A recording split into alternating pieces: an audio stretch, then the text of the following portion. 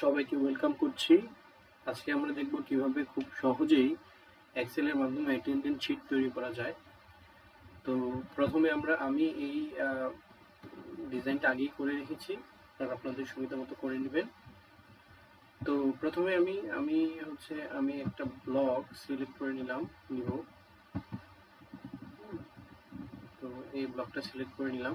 তো আমাদের প্রথমে রোল সেট করতে হবে। তার জন্য আমরা কন্ডিশনাল ফরম্যাটিংয়ে যাব। এখান থেকে নিউ রোল অপশনে যাব। অপশনে গিয়ে দেখুন আমরা এখানে ফরম্যাট স্টাইল থেকে আইকন সেট করে দেব।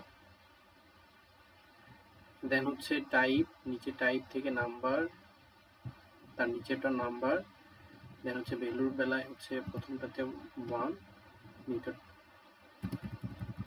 দ্বিতীয়টাতে 0.5 করে দেব। এন্ড ফাইনালি আমরা শো আইকন অনলি বাটনটা ক্লিক করে দেব। দেন ওকে করে দেব। এবার আসুন, আমার যদি হাজিরার সাথে নাহিদ স্যাটারডেতে এসে থাকে, আমি 1 ইনপুট করব। ওকে, আর সিগন্যাল দিয়ে দিচ্ছে যে সে অ্যাটেন্ড আছে। সানডেতে আছে, সিগন্যাল পেয়েছি। আমি মন্ডেতে তার অ্যাবসেন্ট দিব 0 আকারে, সে রেড সিগন্যাল চলে আসবে। এভাবে আমি সবগুলো অ্যাটেন্ড দিয়ে দিব।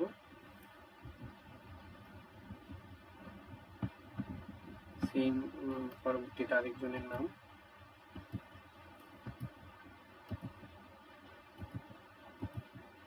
আচ্ছা, এবার দেখুন আমি যদি সে কতদিন সপ্তাহে কতদিন ক্লাসে এসেছে, তার অ্যাটেন্ডেন্স সব কয়দিন ছিল সেটা কাউন্ট করার জন্য আমি অ্যাড্রেস বারে চলে যাব।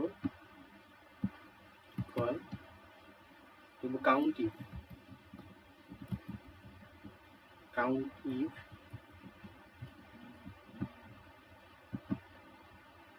রেঞ্জ দিতে হবে, কত থেকে কত। আমি রেঞ্জ সিলেক্ট করে দিলাম।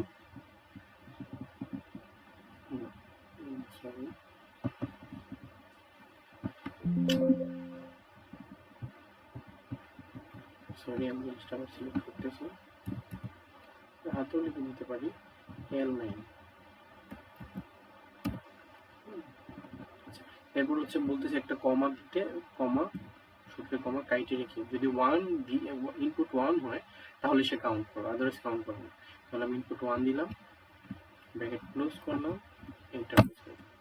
দেখো তার 1 2 3 4 4 দিন অ্যাটেন্ড ছিল, তো 4। তাহলে দেখি তোমার কতদিন ছিল। তোমার 4 দিন হওয়ার কথা, 4 হওয়ার কথা। তোমার একটু একটা চেঞ্জ করে দেখি 3 হয় কিনা এবার। ওকে 3। তাহলে আমরা খুব সহজেই একটা অ্যাটেন্ডেন্স শিট বানিয়ে ফেলতে পারলাম। আপনারাও ট্রাই করবেন। কোনো প্রবলেম হলে আমাকে নক করবেন, আমি সলভ করে দেওয়ার জন্য চেষ্টা করব।